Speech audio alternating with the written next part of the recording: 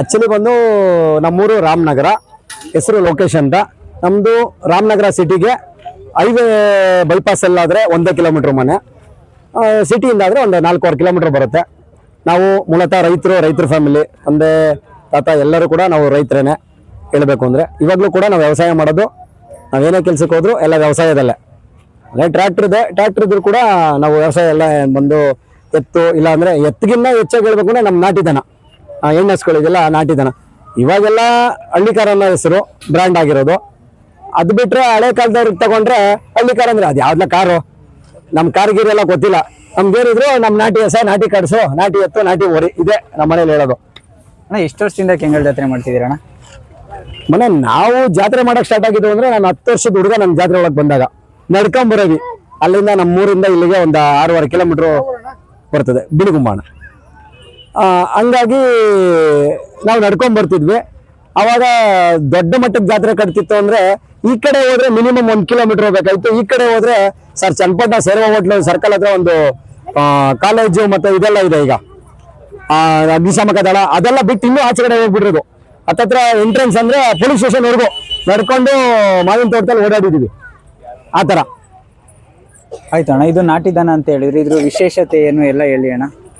ಅಣ್ಣ ವಿಶೇಷತೆ ಅಂತಂದ್ರೆ ಫಸ್ಟ್ ಆಫ್ ಆಲ್ ಹೇಳ್ಬೇಕು ಅಂದ್ರೆ ನಮ್ ನಾಟಿ ದನ ಅಂದ್ರೆ ಇಡೀ ಆಲ್ಮೋಸ್ಟ್ ಆಲ್ ಕರ್ನಾಟಕ ಅಂತಲ್ಲ, ಆಲ್ ಓವರ್ ಇಂಡಿಯಾದಲ್ಲೇನೆ ಇದಕ್ಕಿರೋ ಗತ್ತು ಗಾಂಭೀರ್ಯತೆ ಬೇರೆದಕ್ಕೆ ಇಲ್ಲ. ಯಾಕೆ ಅಂತಾನೆ ಹೇಳ್ತೀನಿ ಕೇಳಿ. ಆಯಾ ರಾಜ್ಯಕ್ಕೆ ಸಂಬಂಧಪಟ್ಟಂತೆ ಆಯಾ ದನಗಳು ಇರುತ್ತೆ ಸರ್, ಇಲ್ಲ ಅಂತಲ್ಲ. ಆದ್ರೆ ನಮ್ಮ ರಾಜ್ಯದ ದನಗಳಿಗೆ ಯಾವುದೇ ರಾಜ್ಯದಲ್ಲಿ ಯಾವುದೇ ಒಂದು ಜಾಗಕ್ಕೆ ಹೋದ್ರು ಟಾಪ್ 1 ಸ್ಥಾನ ಕೊಡ್ತಾರೆ. ಅಂದ್ರೆ ಈಗ ನಮ್ಮಲ್ಲಿದ್ದಂಗೆ ಮಾತ್ರ ನನ್ನ ಹತ್ರ ಮಾತ್ರ ಟಾಪ್ ಸ್ಥಾನ ಅಂತಲ್ಲ. ನೀವು ಹೊರಗಡೆ ಹೋಗಿ ಅವ್ರ ದನ ಇದ್ರೂ ಕೂಡ ಅವ್ರ ದನನ್ನ ತೋರಿಸ್ಕೊಂಡ್ರು ಈ ನಮ್ಮ ಏನ್ ನಾಟಿ ದನ ಹಳ್ಳಿಕಾರ ಅಂತ ಹೇಳ್ತಾರೋ ಈ ನಮ್ಮ ನಾಟಿ ದನಕ್ಕೆ ಫಸ್ಟ್ ಚಾನ್ಸ್ನ ಕೊಡ್ತಾರೆ. ಎಲ್ಲೇ ಹೋಗಿ ಸರ್, ನೀವು ಮಹಾರಾಷ್ಟ್ರ ಅಲ್ಲ, ನೀವು ಆಲ್ ಓವರ್ ಪೂರ್ತಿ ಇಂಡಿಯಾದಾಗ ಎಲ್ಲೇ ಓಡಾಡಿ, ಫಾರಿನ್ಗೆ ಹೋಗಿ ಬಂದ್ರು ನಮ್ಮ ದನದ ಫೋಟೋ ತೋರಿಸ್ತಾ ಅಂದ್ರೆ ಈಸ್ ನಂಬರ್ 1 ಅಂತ ಹೇಳ್ತಾರೆ. ಯಾಕೆಂದ್ರೆ ಆ ಥರ ಒಂದು ಬ್ರ್ಯಾಂಡ್ ಇದು, ಆ ಥರ ಅಂತೂ ಹೇಳ್ಬೋದು. ಆಮೇಲೆ ನಮ್ಮ ನಾಟಿ ದನಗಳ ಬಗ್ಗೆ ನಾನು ತಿಳಿಸ್ಕೊಡೋದು ಅಂತಂದ್ರೆ ಉತ್ತಮ ಗುಣಮಟ್ಟದ ಕರು ಬೀಳುತ್ತೆ ಮೈನು. ಅಂದ್ರೆ ಅತಿ ಹೆಚ್ಚಿನ ಸುಳಿಗಳು ಪ್ರಾಬ್ಲಮ್ ಇರ್ತಕ್ಕಂಥದ್ದು ಬೀಳೋದಿಲ್ಲ. ಆಮೇಲೆ ಅದನ್ನ ಬಿಟ್ರೆ ಹಾಲಲ್ಲಿ ತುಂಬಾ ಗುಣಮಟ್ಟ ಚೆನ್ನಾಗಿದೆ. ಯಾವುದೇ ಒಂದು ಕಾಯಿಲೆ ವಿಚಾರಕ್ಕಾಗ್ಬೋದು, ನಮ್ಮ ನಾಟಿ ಹಸಿನೆಲ್ಲ ನಾವು ಯೂಸ್ ಮಾಡ್ತಿದ್ದಾಗ ಯಾವುದೇ ಪ್ರಾಬ್ಲಮ್ ಬರಲ್ಲ. ಮೊದಲೆಲ್ಲ ಬರ್ತಾನೆ ಇರಲಿಲ್ಲ, ನಿಮ್ಗಳಿಗೂ ಗೊತ್ತು, ಹಳೆ ಹಿರಿತಲೆಗಳಿಗೂ ಗೊತ್ತಿದೆ, ಯಾವುದೇ ಪ್ರಾಬ್ಲಮ್ಸ್ ಇರಲಿಲ್ಲ. ಇತ್ತೀಚಿನ ದಿನಗಳಲ್ಲಿ ನಾವು ಸೀಮೆ ಸಿನಾಲ್ಗೆ ಅಡಿಕ್ಟ್ ಆಗಿ ಮನೇಲಿ ನಾಟಿ ದನನ ಬಿಟ್ಬಿಟ್ಟು ಇದನ್ನ ಮಾಡಕ್ ಸ್ಟಾರ್ಟ್ ಆದ್ಮೇಲೆ ಇವಾಗ ಏನಾಗ್ತಿದೆ ಅಂತಂದ್ರೆ ಸ್ವಲ್ಪ ಕಾಯಿಲೆಗಳು ಜಾಸ್ತಿ ಆಗ್ತಿದೆ ದಿನನಿತ್ಯ. ಜನ ಫಸ್ಟ್ ತಪ್ಪೆ ನೆಲದಲ್ಲಿ ಒದ್ದಾಡೋವು. ನಾವು ಬೆಳೆದಿದ್ದು ತಪ್ಪೆ ನೆಲನೇ, ತಪ್ಪೆ ನೆಲದಲ್ಲೇ ನಾವು ಬೆಳೆದಿದ್ದು. ಯಾಕೆಂದ್ರೆ ನಮ್ಮನೆ ಅಷ್ಟೊಂದು ಇದಿರ್ಲಿಲ್ಲ ಅವಾಗ. ನಾವಪ್ಪ ಹೇಳ್ತಾರೆ, ನಾನು ಹುಟ್ಟಿದ ಮೇಲೆ ನಮ್ಮ ಹಂಚಿನ ಮನೆ ಕಟ್ಟಿದ್ದಂತೆ.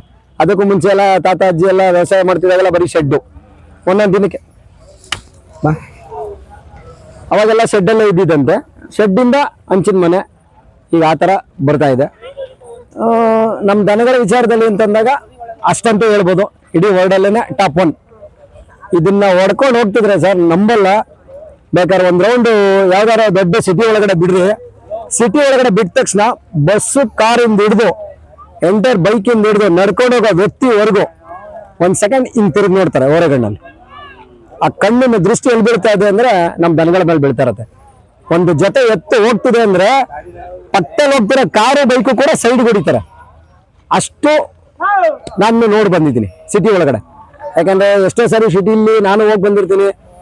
ನಮ್ಮ ಬ್ರದರ್ಗಳು ಈ ಹೊರಗಡೆ ನನ್ನ ಫ್ರೆಂಡ್ಸ್ ಸರ್ಕಲ್ ಜೋರಾಗಿದ್ದಾಗ ಸಿಟಿಯಲ್ಲೂ ಕೂಡ ಸಾಕಿದ್ದಾರೆ ಸರ್. ಹಳ್ಳಿಲಿ ಅಷ್ಟೇ ಅಲ್ಲ, ಇವತ್ತು ಎಷ್ಟೋ ಜನ ಹಳ್ಳಿ ಬಿಟ್ಟು ಸಿಟಿಗೆ ಹೋಗಿದ್ದಾರೆ ಜೀವನ ಮಾಡೋದಕ್ಕೆ.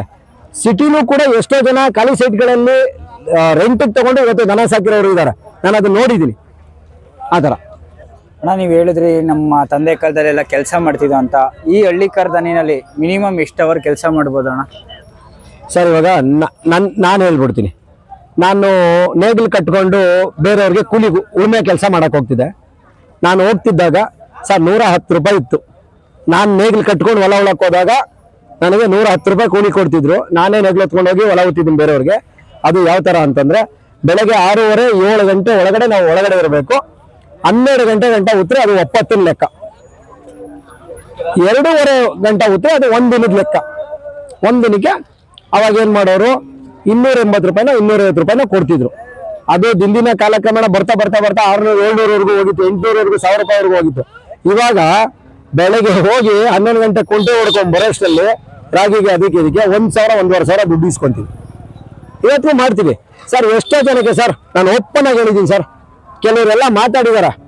ನಾನು ಒಬ್ಬ ಅಚ್ಚನ ಇವತ್ತು ನೀವು ಇಂಟರ್ವ್ಯೂ ಮಾಡ್ತಾ ಇದ್ದೀರಾ, ಇವತ್ತು ನಾನು ನಿಮ್ಮ ಹತ್ರ ಸತ್ಯ ಹೇಳ್ತೀನಿ. ಅಚ್ಚ ನೀವು ಬಂದು ನಾನು ಕೂಡ ಒಬ್ಬ ಯೂಟ್ಯೂಬರ್, ನಂದೇ ಆದ ಚಾನಲ್ ಇದೆ. ಆದ್ರೂ ಕೂಡ ನಾನು ಇವತ್ತು ದನ ಮೇಯಿಸ್ತಾ ಇದ್ದೀನಿ. ಇವತ್ತು ನಾನು ಮಾಡ್ಬೋದಿತ್ತು, ನಾನು ಕೂಡ ಹೋಗಿ ಹೊರಗಡೆ ವಿಡಿಯೋ ಮಾಡ್ಕೊಳ್ಬೋದಿತ್ತು. ಮಾಡಿದ್ದೀನಿ ಏನೋ ಒಂದು ಖುಷಿ, ನಮ್ಮ ಜಿಲ್ಲೆ ನಮ್ಮ ಊರು, ಅದಕ್ಕೆ ಮಾಡಿಟ್ಟಿದ್ದೀನಿ. ಅದನ್ನ ಬಿಟ್ರೆ ಇವತ್ತು ಬೇರೆಯವ್ರ ಜೊತೆ ನಾನು ಎಲ್ಲರ ಜೊತೆ ಸ್ಪಂದಿಸಿದ್ದೀನಿ, ಮಾತಾಡಿದ್ದೀನಿ. ಎಷ್ಟೋ ಜನ ಕೇಳಿದ್ದೀನಿ ಸರ್. ಎಷ್ಟೋ ಜನಕ್ಕೆ ಮಾತಾಡೋರಿಗೆ ಕಬ್ಬು ನೇಗ್ಲು ಕಟ್ಟಕ್ ಬರೋದಿಲ್ಲ, ನಗ ಹಾಕ್ಬಿಟ್ಟು ಜೊತೆಗೆ ಹಾಕ್ತಾರೆ. ಅದಕ್ಕೆ ಏನು ನಾವು ಮುಖ್ಯಕ್ಕೆ ಹಾಕ್ತಿವೋ ತಾಯಕ್ಕೆ ಹಾಕ್ತಿವೋ ಅದನ್ನ ಇವತ್ತಿಗೂ ಕೆಲವ್ರಿಗೆ ಹಾಕಕ್ ಬರಲ್ಲ ಸರ್. ಅಣ್ಣ ಯಾಕಡೆಯಿಂದ ನುಲಿಯೋದು ಅಂತ ಕೇಳ್ತಾರೆ, ಹಿಂಗ್ ಕೇಳ್ತಾರೆ. ಆವಾಗ ನಮ್ಗೆ ಹೆಂಗ್ ಅನ್ಸುತ್ತೆ ಅಂದ್ರೆ ನಾವು ರೈತರ ಮಕ್ಕಳು ರೀ, ನಾವು ವ್ಯವಸಾಯ ಮಾಡ್ತೀವಿ, ನಮ್ದೇ ಆದ ಒಂದು ಕಲ್ಚರ್ ಇದೆ. ಅದರಲ್ಲೂ ನಮ್ಮ ಇಂಡಿಯನ್ ಕಲ್ಚರೇ ಒಂಥರ ಅದ್ಭುತ. ಅದನ್ನ ನಾವು ಯಾವುದೇ ಒಂದು ವಿಚಾರಕ್ಕೂ ಕಾಪಿ ಮಾಡಕ್ ಆಗಲ್ಲ ಯಾರೂ, ಇನ್ಕ್ಲೂಡಿಂಗ್ ಫಾರಿನರ್ಸ್ ಕೂಡ. ಇಂಡಿಯಾಗ್ ಬಂದ್ರೆ 1 ತಿಂಗಳು ಇದ್ದಂತ ಒಂದು ಹುಡುಗಿ ನೆಕ್ಸ್ಟ್ ತಿಂಗಳು ಏನ್ ಆಸೆ ಪಡ್ತಾಳೆ ಅಂದ್ರೆ ಇಂಡಿಯನ್ ಕಲ್ಚರ್ ಪ್ರಕಾರ ಸೀರೆ ಹಾಕ್ಬೇಕು ಅಂತಾಳೆ. ಇವತ್ತು ಯಾರು ಸರ್ ಸೀರೆ ಹಾಕ್ತಾರ? ಫಾರಿನರ್ಸು ಅಲ್ವಾ? ನಮ್ಮ ಇಂಡಿಯನ್ ಕಲ್ಚರ್ ಹೆಂಗಿದೆ ಅಂದ್ರೆ ನಮ್ಮ ಸಂಸ್ಕೃತಿ ಅಷ್ಟು ಶುದ್ಧವಾಗಿದೆ, ಅಷ್ಟು ಪ್ರೀತಿ ಇದೆ. ಫಾರಿನರ್ಸು ಎಷ್ಟೋ ಕಡೆ ಹುಡುಗಿರು ಇಂಡಿಯನ್ಸ್ ನ ಮದುವೆ ಆಗ್ಬೇಕು ಅಂತಾರೆ. ಏನಕ್ಕೆ ಹೇಳಿ? ಇವಾಗ ನಾವ್ ಹೆಂಗ್ ಇದನ್ನ ಪ್ರೀತಿ ಮಾಡ್ತೀವೋ ಸರ್, ನನಗೆ 4 ಜನ ಹುಡುಗಿರು ಕೈ ಕೊಟ್ಟಿರ್ತಾರೆ ಸರ್. 40 ದನ ಸಾಕಿದ್ರು ಕೈ ಕೊಟ್ಟಿಲ್ಲ ಸರ್ ನನಗೆ. ಒಂದಲ್ಲ 40 ದನ ಸಾಕಿದ್ರು ನನ್ನ ಕೈಯಲ್ಲಿ ಕಡಿಮೆ ಅಂದ್ರೆ 1 ವರ್ಷಕ್ಕೆ 10 ರಿಂದ 12 ಜೊತೆ ಕೂಟ ಮಾಡ್ತೀನಿ ನಾನು. ದೊಡ್ಡ ವ್ಯಕ್ತಿಗಳು, ದೊಡ್ಡವರು, ನಮ್ಮ ಸ್ನೇಹಿತರುಗಳು, ನನ್ನ ಫ್ರೆಂಡ್ ಸರ್ಕಲ್ ಜೋರಾಗಿದೆ. ದೊಡ್ಡಬಳ್ಳಾಪುರ ಸೈಡ್ ಹೊಡೆದ್ರೆ ದೊಡ್ಡಬಳ್ಳಾಪುರ ಬಾಬೋಣ, ಅರ್ಧಶಳ್ಳಿ ಅಪ್ಪೇಣ, ಮತ್ತೆ ಅದ್ಬಿಟ್ರೆ ಮಾಯಣ್ಣ, ಅಗ್ರಹಾರ ಮುದ್ದಣ್ಣ, ಇವರೆಲ್ಲರೂ ಇರ್ತಾರೆ. ರಾಜೇಂದ್ರನಗರ ಸಿಟಿ ಕಡೆ ಬಂದ್ರೆ ನಮ್ಮ ರಗಣ ಇರ್ತಾರೆ. ಕಣ್ಣೂರ್ ಕಡೆ ಹೋದ್ರೆ ವೆಂಕಟೇಶಪ್ಪಣ್ಣ ಇರ್ತಾರೆ. ಇವರೆಲ್ಲ ಇವತ್ತಿಗೂ ಅವ್ರ ಹತ್ರ ನಾನು ಕಲಿತೀನಿ. ಅಣ್ಣ ನಾನು ವ್ಯಾಪಾರ ಮಾಡ್ಬೇಕಾದ್ರೆ ಹೇಗೆ ಯಾವ ತರ ಅವ್ರು ಹೇಳ್ತಾರೆ, ಸಾಕಿರೋ ರೈತನ ಮನೆಗೆ ಹೋಗ್ತಿಯಲ್ಲ ನೀನು, ರೈತನ ಮನೆಗೆ ಹೋದಾಗ ಕಡಿಮೆ ಅಂದ್ರು 1,000 2,000 3,000 5,000 ಜಾಸ್ತಿ ಕೊಟ್ಟು ತಗೋ ಅಂತಾರೆ. ಯಾಕೆ ಗೊತ್ತಾ? ನೀನ್ ಕೊಡ್ತಿರೋದು ಒಬ್ಬ ರೈತನಿಗೆ. ಮಧ್ಯದಲ್ಲಿ ಬೇರೆ ಯಾರೋ ತಗೊಂಬಂದು 4 ದಿನ ಹುಲ್ಲಾಕಿದ್ದಾರೆ, ಅವ್ರಿಗೆ ನಾನು 10,000 ಲಾಭ ಕೊಡ್ತಾ ಇದ್ದೀನಿ ಅಂತಲ್ಲ. ನೀನ್ ರೈತನ ಕೊಡ್ತಿದ್ಯಾ ಮಗ, ಕೊಡು ಒಂದು 5,000 ಹೆಚ್ಚಿಗೆ ದುಡ್ಡು. ಆ ರೈತ ಏನ್ ಮಾಡ್ತಾನೆ ಹೇಳಿ, ಇನ್ನೊಂದಿನ ನಿನಗೆ ಫೋನ್ ಮಾಡ್ತಾನೆ, ನಮ್ಮ ಮನೇಲಿ ಒಂದು ಕರ ಅದೇ ಮಗ, ಬಾ ನೀನೇ ಹಿಡ್ಕೊಂಡು ಹೋಗು ಅಂತ. ಅವತ್ತಲ್ಲೇ ನಿನಗೊಂದು 5,000 ಅವ್ನು ಪ್ರೀತಿಯಿಂದ ಬಿಟ್ಕೊಡ್ತಾನಲ್ವಾ ಅಂತಾರೆ. ಆ ತರ ಇರ್ತದೆ. ಹಾಗೆ ಬೇರೆ ಏನೇನೇನಿದ್ದೀರಪ್ಪ ಸರ್? ಮದುವೆ ಆಗಿದೆ ಸರ್, 2 ಮಕ್ಕಳು, ಹೆಂಡತಿ ಕೂಡ MTech. ಸರ್ ಈಗ ಒಂದ್ ಮಾತೇನಂತಂದ್ರೆ, ಈಗ ಹಳ್ಳಿ ಕಡೆಯಲ್ಲಿ ಕೆಲವರೆಲ್ಲ ಮದುವೆ ಆಗಿದ್ದರೆ ಹುಡುಗರುಗಳು ದನ ಕಟ್ಟಲ್ಲ ಅಂತಾರೆ, ಅಂದ್ರೆ ಮನೇಲಿ ಸುಮ್ಮನೆ ಇದ್ದಾನೆ ಅವ್ರಿಗೆ ಹೆಣ್ಣು ಕೊಡಲ್ಲ ಅಂತಾರೆ. ಇದ್ರ ಬಗ್ಗೆ ಏನ್ ಹೇಳ್ತೀರಾ ಸರ್? ಈ ವಿಚಾರವಾಗಿ ಹೇಳ್ತೀನಿ ಕೇಳಿ ಸರ್. ನನಗೆ ಇರೋ ಅನುಭವದ ಪ್ರಕಾರ ನಮ್ಮ ಮಿಸ್ಸಸ್ ಬಂದು ಆಡುಗೋಡಿ ಪೊಲೀಸ್ ಕ್ವಾರ್ಟರ್ಸ್ ಅಲ್ಲಿ ಶಿವಣ್ಣ ಅಂತ ಒಬ್ರು ASI ಅವ್ರ ಮಗಳು. ನಾನು ಲವ್ ಮಾಡಿ ಎತ್ತಾಕೋ ಬಂದು ನಮ್ಮ ಅವನಿಗೆ ಅಪೋಸ್ ಆಗಿ ನಾನು ಮದುವೆ ಆಗಿದ್ದು. ನನ್ನನ್ನು ಮದುವೆ ಮಾಡಿಸಿದ್ದಾರೆ ಗೊತ್ತಾ ಸರ್? ಇದೇ ಬಸವಣ್ಣದೇವ್ರು, ಇದೇ ನಮ್ಮ ನಾಟಿದ ನಾನು ಎತ್ತಿದ್ವಲ್ಲ, ಈ ಎತ್ತಲ್ಲಿ ಫ್ರೆಂಡ್ ಆಗಿದ್ರಲ್ಲ ಅವ್ರುಗಳೇ ನನಗೆ ಮದುವೆ ಮಾಡಿಸಿರೋದು. ಇವತ್ತಿಗೂ ನಮ್ಮ ಮಿಸ್ಸಸ್ MTech ಮಾಡಿದಾರೆ, ಕಂಪ್ಯೂಟರ್ ಸೈನ್ಸು. ನಾನು ಏನೋ ಓದಿದ್ದೀನಿ ಬಿಡಿ, ಬೇಡ, ನಮ್ಮ BHL ಅಲ್ಲಿ ಹೆಂಗೆ ಗೌರ್ಮೆಂಟಲ್ಲಿ ಸಂಬಳ ಕೊಡ್ತಾವ್ರೆ. ಓದನ್ನ ಹೇಳ್ಕೊಂಡ್ರೆ ಅಡ ನೀವು ಓದ್ಬಿಟ್ಟು ಈ ಕೆಲಸ ಎಲ್ಲ ಮಾಡ್ತೀರಾ ಅಂತಾರೆ. ನನಗೆ ಹೆಂಗ್ ಕೊಡ್ಲಿಲ್ವಾ ಸರ್? ನನ್ನ ಹೆಂಡತಿಗೆ ಕಾಫಿ ಮಾಡಕ್ ಬರ್ತಿರ್ಲಿಲ್ಲ. ಅವಳೇನಂತ ಗೊತ್ತಾ, ಮನೆ ಕಟ್ಟಬೇಕು ಹೆಂಗೆ ಗೊತ್ತಾ, ಒಳಗಡೆ ಹಿಂಗಾಸಿ ಕೆಳಗಡೆ ಅಂಡರ್ಗ್ರೌಂಡ್ ಇಂದ ಬಂದಿದ್ದನ ಫಸ್ಟ್ ಫ್ಲೋರ್ ಅಲ್ಲಿ ಬಾಲ್ಕನಿ ನಿಂತ್ಕೋಬೇಕು, ಸುತ್ತ ಗ್ಲಾಸ್ ಹಾಕ್ಸ್ಬೇಕು, ಅದ್ರೊಳಗಡೆ ದನ ಕಾಣ್ಬೇಕು. ಅದೇ ನನ್ನ ಆಸೆ ಅಂತಾಳೆ ಅವಳು. ಅಲ್ಲಿಗೆ ಅರ್ಥ ಏನು? ನಾಟಿ ದನಿನ ಮೇಲಿರೋ ಪ್ರೀತಿ. ಸರ್ ನೀವೇನು ನಾಟಿದ ಮೇಲೆ ಪ್ರೀತಿ ಅಂತೀರಾ, ಬಟ್ ಬೇರೆ ಯುವಕರು ಅದ್ರ ಬಗ್ಗೆ ಹಂಗೆ ಯೋಚನೆ ಮಾಡ್ಬೇಕಲ್ಲ ಸರ್? ಒಂದೇ ಒಂದು ಆಪ್ಷನ್ ಏನು ಗೊತ್ತಾ ಸರ್? 2 ಹುಡುಗಿರ್ನ ಲವ್ ಮಾಡ್ಲಿ ಸರ್ ಅವರು. ಒಬ್ಬ ಹುಡುಗ 2 ಹುಡುಗಿರ್ನ ಪಟಾಯಿಸಿ ಲವ್ ಮಾಡ್ಲಿ. ಲವ್ ಮಾಡಿದ ತಕ್ಷಣ ನೆಕ್ಸ್ಟ್ ವಿಚಾರ ಗೊತ್ತಾದ ತಕ್ಷಣ ಒಬ್ಳು ಆಚರಣೆ ಹೋಗ್ತಾಳಲ್ಲ, ಅವಾಗ ಬಂದ್ಬಿಟ್ಟು ಎಸಿನ ಹಗ್ಗ ಇಟ್ಕೊಳ್ಳಿ ಸರ್. ಆ ಹೊಸ ಬಿಟ್ಬಿಟ್ರೆ ಅವನನ್ನ ಆಚರಣೆಗೆ ಸರಿ. ಇವಾಗ ಅದೇ ನಾನು ಒಂದು 6 ತಿಂಗಳು 1 ವರ್ಷ ಹುಲ್ಲಾಕ್ಬಿಟ್ಟು ಒಂದು ಹಸುನ ಸಾಕಾದ್ಮೇಲೆ ಏನ್ ಮಾಡ್ತದೆ ಅಂದ್ರೆ ಬೇರೆಯವ್ರು ಬಂದ ತಕ್ಷಣ ಏನ್ ಮಾಡ್ತದೆ ಗೊತ್ತಾ, ಅದು ಪುಸ್ತಕ ತಿಂಗ್ ಕಾಯಕ್ ಹೋಯ್ತದೆ. ಏನಕ್ಕೆ ಕಾಯಕ್ ಹೋಯ್ತದೆ ಅಂದ್ರೆ ನಮ್ ಯಜಮಾನನ ಹತ್ರ ಬಂದದೆ, ಏನಕ್ಕೆ, ಯಾರು ಇವರು, ಈ ತರ ಯೋಚನೆ ಮಾಡುತ್ತದು. ಅದೇ ನಮ್ಮ ಹುಡುಗರುಗಳು ತಿಳ್ಕೊಂಡು ತಾವು ಬುದ್ಧಿವಂತರಾದ್ರೆ ಒಂದೇ ಒಂದು ನಾಟಿ ದನ ಸರ್, ಎತ್ತೆ ಕಟ್ಟಬೇಕು ಓರಿನೇ ಕಟ್ಟಬೇಕು ಅಂತೇನಿಲ್ಲ ಸರ್, ಒಂದೇ ಒಂದು ಹೆಣ್ಣಸು ಚಿಕ್ಕ ದನ ತಗೊಂಡೋಗ್ಬಿಟ್ಟು ಕಟ್ಟಿ ಬೆಳೆಸಿ ದೊಡ್ಡದು ಮಾಡಿ ಅದನ್ನ ಓರಿ ಬಿಡಿಸೋದ್ರಲ್ಲೂ ಕಲೆ. ಈ ಕೂದಲು ಈ ಜಾತಿ ಕುಲದ ದನಿಗೆ ಯಾವ ದನನ ನಾನು ಓರಿ ಬಿಡಿಸ್ಬೇಕು ಅಂತ ನೋಡ್ಕೋಬೇಕು, ಅದು ಮೇನ್ ಇಂಪಾರ್ಟೆಂಟ್. ಸುಮ್ಮನೆ ಯಾವ್ದೋ ಒಂದ್ ದನಕ್ಕೆ ತಗೊಂಡೋಗಿ ಯಾವ್ದೋ ಓರಿ ಬಿಡಿಸ್ಬಿಟ್ರೆ ಒಳ್ಳೆ ತರ ಬೀಳಲ್ಲ. ಅದ್ರಲ್ಲೂ ರಾಮ, ಅದ್ರ ನಾಮ, ಸಣ್ಣ ಬೀಡು, ಕಾಲು, ಅದ್ರ ಬೆನ್ನಸೆ, ಅದ್ರ ಕತ್ತಿನ ಭಾಗ ಹೆಂಗ್ ಬಂದಿದೆ, ಗುಂಡಿಗೆ ಭಾಗ ಹೆಂಗ್ ಬರ್ತದೆ. ಇವಾಗ ನೋಡಿರ್ಬೋದು ಸರ್, ತಮಿಳ್ನಾಡಿಂದ 4,10,000 ಒಂದು ಓರಿಗೆ ತಕೊಂಡ್ಬಂದು ಮ್ಯಾಕ್ಸ್ ಅಂತೇಳಿ KA42 ಮ್ಯಾಕ್ಸ್ ಅಂತ ಬರ್ದಿದೀವಿ. ಅದು ಮೂಲತಃ ಹುಟ್ಟಿದ್ದು ಅಂದಿಗುಡಿ ಲೋಕೇಣವ್ರ ಮನೆ, ಇಲ್ಲೇ ಈಗ ತಾನೇ ಪಾಸಾದ್ರು ಅವ್ರ ಮನೆಯಲ್ಲಿ. ಒಂದು ಟೈಮಲ್ಲಿ ಚಿಕ್ಕ ಕರು ಹೆಸರೇ ಮಾಡಲ್ಲ ಅಂತಿದ್ದಂತ ಕರು ಇವತ್ತು ನಂಬರ್ 1 ಅನ್ನೋ ತರ ನಿಂತಿದೆ. ಆತರ ಹುಡುಕ್ಬೇಕು ಸರ್ ಓರಿಗಳನ್ನ, ಎಲ್ಲಾನು ಓರಿ ಆಗಲ್ಲ. ಅದೇನೋ ಹೇಳ್ತಾರಲ್ಲ, ನಮ್ ತಾತ ಹೇಳ್ತೀನಿ, ಯಾರು ಬೇಜಾರು ಮಾಡ್ಕೋಬೇಡಿ ದಯವಿಟ್ಟು ವಿಡಿಯೋ ನೋಡಿದಾಗ. ತೊಡೆ ತಡ್ತಾರಲ್ಲ ಗಂಡ್ಸಾಗಲ್ಲ ಅಲ್ಲೇ ಮಗ, ಅದಕ್ಕೂ ಒಂದು ಗತ್ತು ಬೇಕು. ನಾಟಿ ದನ ಕಟ್ಟೋದು ಅಷ್ಟು ಗತ್ತು, ಎಲ್ಲರೂ ಆಗ್ಬಿಡಲ್ಲ. ಅದೇನೋ ಹೇಳ್ತಾರಲ್ಲ, ಮೀಸೆ ಬಿಟ್ಟವರೆಲ್ಲ ಒಕ್ಕಟ್ಟೆ ಹೊಡ್ಕೊಂಬರಕ್ಕಾಗಲ್ಲ ಅಂತ. ಹಂಗೆ ಅದು ಒಂದು ಬ್ಲಡ್ ಲೈನು ಬರ್ತಾ ಇರುತ್ತೆ. ಅದು ರೈತರ ಮಕ್ಕಳು ಅದನ್ನ ನೋಡಿದವರು ಅದನ್ನ ಕಲ್ತ್ಕೋಬೇಕಷ್ಟೆ. ಬರೇ ನೀವು ಇವಾಗ ಹೇಳಿದ್ರಿ ಈ ನಾಟಿ ದಿನದಿಂದ ವ್ಯವಸಾಯ ಮಾಡ್ತೀನಿ ಅಂತ, ಇದರಿಂದ ಏನೇನು ಉಪಯೋಗಗಳು, ಏನೇನು ಇದು ಸಿಗುತ್ತಣ್ಣ? ಇದ್ರ ಬಗ್ಗೆ ಉಪಯೋಗ ಅಂತ ಹೇಳ್ಬೇಕು ಅಂದ್ರೆ ಸರ್, ಇರೋದು ಓಪನ್ ಆಗಿ ಹೇಳ್ತೀನಿ ಸರ್. ನಾವು ಕಬ್ಬು ಮೇಘಲಲ್ಲಿ ಹೊಲ ಉತ್ರೆ ಡೀಪ್ ಇಷ್ಟ ಅಂತ ಹೋಗುತ್ತೆ ಮ್ಯಾಕ್ಸಿಮಮ್. ಅದೇ ನಾವು ಟ್ರ್ಯಾಕ್ಟರ್ ಅಲ್ಲಿ ಉಳುಮೆ ಮಾಡಿದ್ರೆ ಸರ್ ಅಷ್ಟು ಡೀಪ್ ಹೋಗಲ್ಲ. ಯಾಕೆ ಅಂತಂದ್ರೆ ಪೂರ್ತಿ ಬಿಟ್ರೆ ಗಾಡಿ ನಿಂತ್ಕೊಳ್ಳುತ್ತೆ, ಮೇಲೆತ್ತಿದ್ರೆ ಭೂಮಿ ಅದ ಬರಲ್ಲ. ಇವಾಗ ಬೇರೆ ಕಡೆ ಬೇರೆ ರಾಜ್ಯಗಳಲ್ಲಿ ಬಾಂಡ್ಲಿ ಹಾಕ್ಸ್ತಾರೆ, ಯಾವುದಕ್ಕೆ, ಟ್ರ್ಯಾಕ್ಟರ್ ಅಲ್ಲಿ. ಏನು ಕಾರಣಕ್ಕೆ ಹಾಕ್ಸ್ತಾರೆ ಅಂದ್ರೆ ಭೂಮಿಯ ಮಣ್ಣು ಉಲ್ಟಾ ಆದಾಗ ಫಲವತ್ತತೆ ಹೆಚ್ಚುತ್ತೆ, ತುಂಬಾ ಫಲವತ್ತಾಗಿ ಬರುತ್ತೆ ಬೆಳೆಗಳು ಅಂತ. ಆಮೇಲೆ ನಾವು ರಾಸಾಯನಿಕ ಗೊಬ್ಬರವನ್ನ ಆಲ್ಮೋಸ್ಟ್ ಅಲ್ಲಿ ಬಳಸಲ್ಲ ಸರ್ ಕೆಲವರು. ಅದರಲ್ಲೂ ನನ್ನ ಆತ್ಮೀಯ ಸ್ನೇಹಿತರು ಇಲ್ಲೆಲ್ಲ ಇದ್ರು, ಇವಾಗ ತಾನೇ ಹೊರಟೋದ್ರು. ಇಲ್ಲೇ ನಮ್ಮ ರಾಮನಗರದ ಹತ್ರ ವಿಭೂತಿ ಕೆರೆ ಅಂತ, ಪಾನಿಪುರಿ ಅಪ್ಪೇಣ ಅಂತ ಹೇಳ್ತೀವಿ ನಾವು ಅವ್ರಿಗೆ.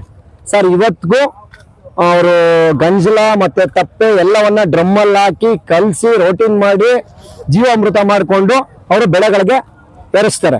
ಅದ್ರ ಕಾರಣ ಏನು ಅಂದ್ರೆ ಯಾವುದೇ ಕಾಯಿಲೆ ಬರಲ್ಲ. ಮೇನ್ ಥಿಂಗ್ ಕಾಯಿಲೆ ಬರೋದಿಲ್ಲ. ಜೊತೆಗೆ ಇನ್ನೊಂದು ಹೇಳ್ಬೇಕು ಅಂತಂದ್ರೆ ಬೆಳೆಗಳು ಬೆಳೀತಕ್ಕಂಥ ಬೆಳೆ ತುಂಬಾ ಚೆನ್ನಾಗಿ ಬರುತ್ತೆ, ಫಾಸ್ಟ್ ಆಗಿ ಬರುತ್ತೆ. ಈಗ ನಾವು ಹೇಳ್ಬೋದು, DAP ಹಾಕ್ಬಿಡು, ಯೂರಿಯಾ ಹಾಕ್ಬಿಡು. ಸರ್ ಯೂರಿಯಾ ಯಂತ್ರದಿಂದ ಮಾಡ್ತಾರೆ ಗೊತ್ತಾ ಸರ್? ಯಾರಾದ್ರೂ ಯೂಟ್ಯೂಬಲ್ಲಿ ತೆಗೆದು ನೋಡ್ಲಿ ಸರ್, ಯೂರಿಯಾ ಯಂತ್ರದಿಂದ ಆಗುತ್ತೆ, DAP ಯಂತ್ರದಿಂದ ಆಗುತ್ತೆ. ಎಲ್ಲಾನು ತಿಂದ್ಮೇಲೆ ನಮಗೆ ಬರುತ್ತೆ ಸರ್ ಕಾಯಿಲೆ. ಅದು ಬೇರೆಯವ್ರಿಗೆ ಯಾರಿಗೂ ಬರಲ್ವಲ್ಲ. ಕಬ್ಬು ನೆಗ್ಲಲ್ಲಿ ಹೊಲ ಉಳ್ತೀವಿ, ತಿರುವಾಕತ್ತೆ ಸತ್ತೆ ಸಮೇತ. ತಿರುವಾಕ್ತಾಗ ಏನಾಗುತ್ತೆ, ಮಣ್ಣು ಮತ್ತೆ ರೋಟಿನ್ ಆಗ್ತಾ ಇರುತ್ತೆ ಚಕ್ರದಂಗೆ. ಎಷ್ಟು ಡೀಪ್ ಬೇಕು ಅಷ್ಟು ಡೀಪ್ ಹೋಗುತ್ತೆ. 2 ಸತಿ 3 ಸತಿ 4 ಸತಿ ಉತ್ತಿ ಅದ ಮಾಡ್ತೀವಿ. ಇವಾಗೆಲ್ಲ ಯಂತ್ರಗಳು ಬಂದ್ಮೇಲೆ ನಾವು ಅಪ್ಡೇಟ್ ಆಗಿದ್ದೀವಿ, ಇಲ್ಲ ಅಂತಲ್ಲ ನಾವು ಆಗಿದ್ದೀವಿ. ಆದ್ರೆ ಯಾವ ತರ ಆಗಿದ್ದೀವಿ ಅಂತಂದ್ರೆ ಫಸ್ಟು ಇದನ್ನ ಓಡಿಸ್ತೀವಿ, ಏನೋ ರೋಟ್ರಿ ಓಡಿಸಿರ್ತೀವಿ, ಸತ್ತ ಎಲ್ಲ ಹೋಗೋತಾರ. ಆಮೇಲೆ ದೊಡ್ಡನೆಗ್ಲು ಹಾಕಿರ್ತೀವಿ. ಅದಾದ್ಮೇಲೆ ಲಾಸ್ಟ್ ಅಲ್ಲಿ ಏನ್ ಮಾಡಿರ್ತೀವಿ ಅಂತಂದ್ರೆ ಟ್ರ್ಯಾಕ್ಟರ್ ಅಲ್ಲಿ ಅಲ್ಬೆ ಹೊಡೆದ್ಬಿಟ್ಟು ತಿರುಗಿ ಮತ್ತೆ ನಮ್ಮ ಮನೆಯಲ್ಲಿ ಕಬ್ಬು ನೆಗ್ಲಲ್ಲಿ ಉಳಿಸ್ತಾರೆ. ಭೂಮಿ ಅದ ಬರಲಿಲ್ಲ ಅಂತ ಹೇಳ್ತಾರೆ. ಎಲ್ಲೇ ಹೋಗಿ ಕೆರೆದ್ರು ಇಷ್ಟೇ ಉದ್ದ ಸರ್ ಹೋಗಿರೋದು. ಅದೇ ನೀವು ಕಬ್ಬು ನೆಗ್ಲಲ್ಲಿ ನೋಡಿರಿ, ಅರ್ಧ ಅಡಿಗಿನ ಜಾಸ್ತಿ ಹೋಗಿರುತ್ತೆ ಡೀಪು. ಮತ್ತೆ ಗಂಜಲ ಹಾಕಿರ್ತದೆ, ಅಲ್ಲೇನೆ ತಪ್ಪೆ ಆಗ್ತಾ ಇರ್ತದೆ, ಹೋಯ್ತಾ ಬತ್ತ. ಅದು ಒಂದೇ ತಪ್ಪೆ ಬಿದ್ದಿರ್ಲಿ 10 ತಪ್ಪೆ ಬಿದ್ದಿರ್ಲಿ, ಅದೇ ನಮ್ಮ ಭೂಮಿಗೆ ಅದು ಆಗುತ್ತೆ. ನಾವೀಗ ಕುರಿ ಪಿಕ್ಕೆನ ತಗೊಂಡೋಗಿ ನಮ್ಮ ತೋಟಗಳಿಗೆ ಹಾಕೊಂತೀವಿ, ಸೊಪ್ಪು ಅದು ಇದು ಎಲ್ಲ ಕಡ್ದು ನಾವು ಅಲ್ಲಿ ಹಾಕೊಂತೀವಿ, ಕೊಳೆ ಹಾಕ್ತೀವಿ, ನಾಟಿ ಮಾಡಿಸ್ತೀವಿ. ಅದು ಭತ್ತದ ನಾಟಿ ಮಾಡಿದ್ರು ಅಷ್ಟೇ, ರಾಗಿ ನಾಟಿ ಮಾಡಿದ್ರು ಅಷ್ಟೇ. ನಮ್ಮ ಇಲ್ಲಿ ರಾಮನಗರ ಜಿಲ್ಲೆಗೆ ಅಂತ ಅಂದ ತಕ್ಷಣ ಆಲ್ಮೋಸ್ಟ್ ಅಲ್ಲಿ ನಾವು ರಾಗಿನೇ ಜಾಸ್ತಿ ಬೆಳೆಯೋದು. ನಮ್ಮ ಮಂಡ್ಯ ಜಿಲ್ಲೆಗೆ ಹೋದ ತಕ್ಷಣ ಕಬ್ಬು, ಭತ್ತ, ಹಿಂಗೆ ಒಂದೊಂದು ಜಿಲ್ಲೆಗೆ ಒಂದೊಂದು ತರಾನ ಹೋಗ್ತಾ ಬಂದಾಗ ಅದರದೇ ಆದ ಒಂದು ಇದಕ್ಕೆ ಹೋದ್ರೆ ಈ ಲೆವೆಲಲ್ಲಿ ಇರುತ್ತೆ. ಅದನ್ನ ಬಿಟ್ರೆ ಭೂಮಿ ಹದ ಮಾಡೋ ವಿಚಾರದಲ್ಲಿ ಆಗ್ಬೋದು. ಅದರಿಂದ ಏನೇನು ಸಿಗ್ತದೆ ಅಂತಂದ್ರೆ ಆ ಗಂಜಲದಿಂದ. ಆಮೇಲೆ ಈ ಹಳೆ ಕಾಲದ ಹುಡುಗರುಗಳು ಕೇಳಿ ಸರ್, ಹಳೆ ಹುಡುಗರುಗಳಿಗೆ ಎಲ್ಲ ಗೊತ್ತಿರ್ತದೆ. ಈ ಗಾರೆನೆಲ್ಲ ಅಂದ್ರೇನು, ತಪ್ಪೆನೆಲ್ಲ ಅಂದ್ರೇನು, ಮಣ್ಣೆಲ್ಲ ಒದ್ದಾಡಿರ್ತಾರೆ, ಬಿದ್ದು ಬಂದಿರ್ತಾರೆ. ಆ ಮಕ್ಕಳೆಲ್ಲ ನೋಡಿ ಸರ್, ಮಂಡಿ ಓಪನ್ ಮಾಡೋದು ಸಾಕು ಇಷ್ಟಿಷ್ಟಪ್ಪ ಗಾಯ ಎಲ್ಲ ಕಿತ್ಕೊಂಡ್ ಬಂದಿರ್ತಾರೆ. ಈ ಅದಾದ್ಮೇಲೆ ಈ 2000 ಇಂದ ಆಚೆ ಬಂದಿರೋರು ನೋಡಿ, ಅವ್ರಿಗೆ ಏನಂದ್ರೆ ಗೊತ್ತಿಲ್ಲ. ಎಷ್ಟೋ ಜನ ನಾಟಿತನ ಅಂದ್ರೆ ನಾಟಿತನ, ಹಳ್ಳಿಕಾರ ಅಂದ ತಕ್ಷಣ ಓ ಗೊತ್ತು ಅಂತಾರೆ. ಈ ಥರನೂ ಇದೆ. ನಮ್ಮಲ್ಲಿ ಏನಂತಂದ್ರೆ ಹಳೇದನ್ನ ಬಿಟ್ಬಿಟ್ಟಿದೀವಿ, ಹೊಸದನ್ನ ಅಪ್ಡೇಟ್ ಆಗಿದ್ದೀವಿ. ಇದು ಮುಂದಿನ ದಿನಗಳಲ್ಲಿ ಯಾವತ್ತು ಅಪ್ಡೇಟ್ ಆಗಿರುತ್ತೆ ಹೆಂಗ್ ಗೊತ್ತಾಗುತ್ತೆ ಗೊತ್ತಾ ಸರ್? ಕಾಯಿಲೆಗೆ ಬಂದ ತಕ್ಷಣ ಅದಕ್ಕೆ ಮದ್ದು ಸಿಗಲ್ಲ ನೋಡಿ. ಈಗ ಕೋವಿಡ್ ಅಲ್ಲಿ ಸರ್, ಇದೇ ಕೋವಿಡ್ ಅಲ್ಲಿ ಇದೇ ಜಾತ್ರೆನ ನಾನು ಮಾಡಿಸ್ದೆ ಸರ್. ಎಷ್ಟೋ ಜನ ನನಗೆ ಉತ್ತರ ಕೊಟ್ಟಿದ್ದಾರೆ, ಹೇ ಇದೆಲ್ಲ ಆಗುತ್ತಾ ಮಗ, ಟ್ರೈ ಮಾಡ್ತಾ ಇದೀಯಾ ಮಾಡು ಹಿಂಗಂದಿದ್ದಾರೆ. ಚಾಲೆಂಜ್ ಮಾಡಿ ನಾನು ಜಾತ್ರೆ ಮಾಡಿ ತೋರಿಸಿದ್ದೀನಿ. ಯಾವ ತರ ಗೊತ್ತಾ? ನಾನು ಯಾವುದೇ ಅಧಿಕಾರಿ ಹತ್ರ ಹೋದೆ ಇಷ್ಟೇ, ಕೈ ಕಟ್ಕೊಂಡು ಒಂದೇ ಮಾತು ನಾನು ಕೇಳೋದು ಸರ್, ನಮಗೆ ಬೇಕು, ನೀವು ಹಳ್ಳಿ ಮಕ್ಕಳು, ರೈತರ ಮಕ್ಕಳೇನೆ, ದೀಪದ ಬೆಳಕಲ್ಲಿ ಹೋಗಿ ಬಂದಿರೋ ಲೆವೆಲ್ಗೆ ಬಂದಿರ್ತೀರಾ. ನಮ್ಮ ಕಷ್ಟ ಏನು ಅಂತ ನಿಮ್ಗೆ ಗೊತ್ತಿದೆ ಸರ್. ಪರ್ಮಿಷನ್ ಕೊಡ್ತೀರಾ ಬಿಡ್ತೀರಾ ನಿಮಗೆ ಬಿಟ್ಟಿದ್ದು ಸರ್. ನಾವು ನಿಮ್ಮ ಹುಡುಗರು, ನಿಮ್ಮ ಮಕ್ಕಳು ಅಂತ ತಿಳ್ಕೊಳ್ಳಿ, ನಮ್ಗೊಂದು ಅವಕಾಶ ಕೊಡಿ ಸರ್. ಅದನ್ನ ಕೆಟ್ಟದಾಗ ಉಪಯೋಗಿಸ್ಕೊಳ್ಳಲ್ಲ, ನಿಮ್ಮ ಹೆಸರನ್ನು ಕೂಡ ನಾವು ಹಾಳು ಮಾಡಲ್ಲ ಅಂತೇಳಿ ನಾನು ಕೇಳ್ಕೊಂತೀನಿ. ನಾನು ಯಾವತ್ತೂ ಯಾರನ್ನೇ ಆಗಲಿ ನಾನು ದರ್ಪ ಮಾಡಕ್ ಹೋಗಲ್ಲ. ತುಂಬಾ ರಿಕ್ವೆಸ್ಟೇ ಮಾಡ್ಕೊಳ್ಳೋದು. ನಾನು ಮಾಡೋ ರಿಕ್ವೆಸ್ಟ್ಗೆ ಹೋಗ್ಲಿ ಬಿಡಪ್ಪ ಆಯ್ತು ಮಾಡ್ರು ಅಂತಾರೆ. ಅವತ್ತು ಕೂಡ ನಮಗೆ ಸಪೋರ್ಟ್ ಮಾಡಿದ್ರೆ ಸುಮಾರು ಜನ ಇದ್ದಾರೆ ಒಳಗೆ. ಕೆಲವ್ರ ಹೆಸರುಗಳಿದ್ರೆ ಕೆಲವ್ರಿಗೆ ಆಗಲ್ಲ, ಅದಕ್ಕೆ ನಾನು ಆ ಹೆಸರುಗಳು ಹೇಳಲ್ಲ. ಯಾಕೆ ಅಂತಂದ್ರೆ ಅವತ್ತು 2018, 19, 20 ಜಾತ್ರೆ ಮಾಡಿದಾಗ ನಾನು ತುಂಬಾನೇ ಖರ್ಚು ಕೂಡ ಬಂದಿತ್ತು. ನಾನು ಹೆದರ್ಕೊಳ್ಳಿಲ್ಲ. ನಾನು ರೈತರ ಮಗ ರೀ, ನಾನು ಮಾಡಬೇಕು, ನಾನು ಮಾಡ್ತಾ ಇದ್ದೀನಿ, ಅದರಲ್ಲೇನಿದೆ. ಈ ತರ ಏನಂತಂದ್ರೆ ಜನ ಇವತ್ತಿನ ಕಾಲಕ್ಕೆ ಅಪ್ಡೇಟ್ ಆಗಿದ್ದಾರೆ, ಆಗ್ಲಿ ಸರ್ ಬೇಡ ಅಂತ ಹೇಳಲ್ಲ. ಆದ್ರೆ ನಮ್ಮ ಕುಲ್ಕಸ್ ಏನಿರುತ್ತೋ ರೈತರ ಜೀವನ ಅನ್ನೋದು, ಅದನ್ನ ದಯವಿಟ್ಟು ಯಾರು ಮರಿಬಾರ್ದು. ಅದನ್ನ ಮರೆತರೆ ತಿನ್ನೋಕೆ ಒಂದಿನ ಅನ್ನ ಸಿಗಲ್ಲ ಸರ್, ಮಾತ್ರ ನುಗ್ಕೊಂಡೆ ಕಾಲ ಕಳಿಬೇಕಾಗ್ತದೆ. ತೊಳ್ಕೊಳಕ್ ನೀರು ಸಿಗಲ್ಲ. ಎಷ್ಟೋ ಕಡೆ ಟಿಶ್ಯೂ ಪೇಪರ್ ಯೂಸ್ ಮಾಡ್ತಿದ್ದಾರೆ. ಅದೇ ಪರಿಸ್ಥಿತಿ ಒಂದಲ್ಲ ಒಂದಿನ ಬರುತ್ತೆ. ನಾನ್ ಬುದ್ಧಿ ಕಂಡಂಗೆ, ನಾನು ಏನು 7th ಸ್ಟ್ಯಾಂಡರ್ಡ್ ಓದ್ತಿದ್ದಾಗ 2000 ಅಲ್ಲಿ ಎಷ್ಟು ಮಳೆ ಬೀಳ್ತಿತ್ತೋ, ಇವಾಗೆಲ್ಲ ಅದ್ರಲ್ಲಿ 50% ಇಲ್ಲ ಮಳೆ. ಅವತ್ತೆಲ್ಲ ಕೆರೆನೂ ತುಂಬಿರೋವು, ಘನವಾಗಿ ಹೋಗಿ ಈಜು ಹೊಡೆಯೋವು. ಇವಾಗ ಈಜು ಹೊಡೆಯೋದು ಅಂದ್ರೆ ಮಕ್ಕಳಿಗೆ ಈಜು ಹೊಡೆಯೋದ? ಸ್ವಿಮ್ಮಿಂಗ್ ಈ ಪರಿಸ್ಥಿತಿ ಬಂದಾಗಿದೆ. ಈಜು ಹೊಡೆಯಕ್ಕೆ ಹೋಗೋಣ ಬಾ ಅಂತಂದ್ರೆ ಈಜು ಹೊಡೆಯೋದ? ಈ ತರ ಎಲ್ಲ ಇದೆ. ಆ ಥರ ಇರೋದ್ರಿಂದ ನಮ್ಮ ಮಕ್ಕಳು ಏನಂದ್ರೆ ನಾವು ಆದಷ್ಟು ಅವ್ರನ್ನ ಬಿದ್ದು ಎದ್ದು ಬೆಳೆಯೋ ತರ ಬೆಳೆಸ್ಬೇಕು. ಬೆಳೆಸ್ದಾಗ ಆಗುತ್ತೆ. ಇಲ್ಲ ಅಂದ್ರೆ ನಾವು ನಮ್ಮನೇಲಿ ಸರ್ ಹೇಳ್ಕೊಂತೀನಿ, ನನ್ನ ಮಗನಿಗೆ ಇವಾಗ 3rd ಸ್ಟ್ಯಾಂಡರ್ಡ್ ಹೋಗ್ತಿದ್ದಾನಲ್ವಾ, ನನ್ನ ಮಗ ಹೆಂಗೆ ಅಂದ್ರೆ, ಅಪ್ಪ ಒಳ್ಳೆ ಹಸ ಕಟ್ಟಣ, ಇನ್ನು ದೊಡ್ಡದ್ ಕಟ್ಟಣ ಸರ್. ದೊಡ್ಡದ್ ಕಟ್ಟಕ್ಕೆ ಹೋಗ್ತೀನಿ ಸರ್. ಯಾರೋ ದೊಡ್ಡದಾಗೆ ಒಂದು 5 ಲಕ್ಷನೋ 10 ಲಕ್ಷನೋ 20 ಲಕ್ಷನೋ ಎಷ್ಟೋ ಬಂಡವಾಳ ಆಗಿರ್ತಾರೆ, ಅವ್ರ ಹತ್ರ ಹೋಗ್ತಾ ಇರ್ತೀನಿ. ನನ್ನ ಹತ್ರ ದುಡ್ಡಿತ್ತು ತಗೊಬಂದೆ ಸರ್. ಇನ್ನೊಬ್ಬ ಬಡವ ಯಾರ ಮನೇಲಿ ತರ್ತಾನೆ ಸರ್? ಅದನ್ನ ಕಟ್ಟಕ್ಕಾಗತ್ತಾ ಸರ್? ಆಗಲ್ಲ. ಅವಾಗ ಏನ್ ಮಾಡ್ತೀವಿ? ಇನ್ನೊಬ್ಬ ರೈತನ ಮನೆಗೆ ಹೋಗ್ಬೇಕು ನಾವು. ಇನ್ನೊಬ್ಬ ರೈತನ ಮನೆಗೆ ಹೋದ್ರೆ ಆ ರೈತನ ಮನೆಯಲ್ಲಿ ನಾವು ದನ ತಗೋಬಹುದು. ಕೇಳಿ, ಇಲ್ಲೇ ನಮ್ಮ ಬಾಬಾ ಮತ್ತೆ ನಮ್ಮ ಅಕ್ಕ ಬರ್ತಿದ್ದಾರೆ. ಇವಾಗ ನಮ್ಮ ಮನೇಲಿ ನನಗೆ ಬೈತಾರೆ ಅವರು. ಏನಂತ ಬೈತಾರೆ ಗೊತ್ತಾ? ಲೇ ನೀನು ಹುಚ್ಚಿಡ್ದು ಬಿಡಬೇಕಣ, ನಾಟೇಶಿಂದ ಹುಚ್ಚು, ನೀನು ಅದು ಬಿಡಲ್ಲ ಕಣ ಅಂತ. ನಾನು ಇವತ್ತಿಗೂ ಹೇಳ್ತೀನಿ, ನಾನು ಸಾಯೋ ತನಕ ನಾಟಿ ದನ ಕಟ್ಟೆ ಕಟ್ತೀನಿ, ನಾನು ಬೆಳೆಸ್ತೀನಿ. ನನ್ನ ಜೊತೆಲಿರೋ ಹುಡುಗರನ್ನ ನಾನು ಬೆಳೆಸ್ತೀನಿ ಜೊತೆಲಿ. ಯಾವುದೇ ಕಾರಣಕ್ಕೂ ಮೋಸ ಅಂತೂ ನಾನು ಮಾಡಲ್ಲ, ಅದಂತೂ ಸತ್ಯ. ಇವತ್ತು ನನ್ನ ಜೊತೆ ಬರೋರಿಗೆಲ್ಲ ಹೇಳೋದಿಷ್ಟೇ, ನಿಮ್ಮ ಹತ್ರ ದೊಡ್ಡದು ಕಟ್ಟಕ್ಕಾಗ್ಲಿವಾ? ಒಬ್ರು ಬಡವ್ರ ಮನೆಗೆ ಹೋಗಿ ಒಂದು ಚಿಕ್ಕರ ತಗೊಬಂದು ಕಟ್ಟಿ, ಕಡಿಮೆನೆ ಕಟ್ಟಿ 10,000 15,000ದಲ್ಲಿ ನಿನ್ಗೊಂದು ಅನುಭವ ಬರುತ್ತೆ, ನಿನ್ಗೊಂದು ವಿಚಾರ ಗೊತ್ತಾಗುತ್ತೆ. ಹಂಗಂಗೆ ಒಂದೊಂದೇ ಮೆಟ್ಲು ಮೇಲೆತ್ತು. ಯಾರು ಹುಟ್ಟುಪೇಟಿಗೆ ಯಾರು ಎದ್ದು ನಿಂತ್ಕೊಳ್ಳೋಕ್ಕಾಗಲ್ಲ. ಆ ಥರ ಇರ್ತದೆ. ಏನಂದ್ರೆ ಅದನ್ನ ಮಾಡೋ ರೀತಿ, ಕಲ್ತ್ಕೊಳ್ಳೋ ರೀತಿ ಬೇಕಷ್ಟೇ, ಇನ್ನೇನಿಲ್ಲ.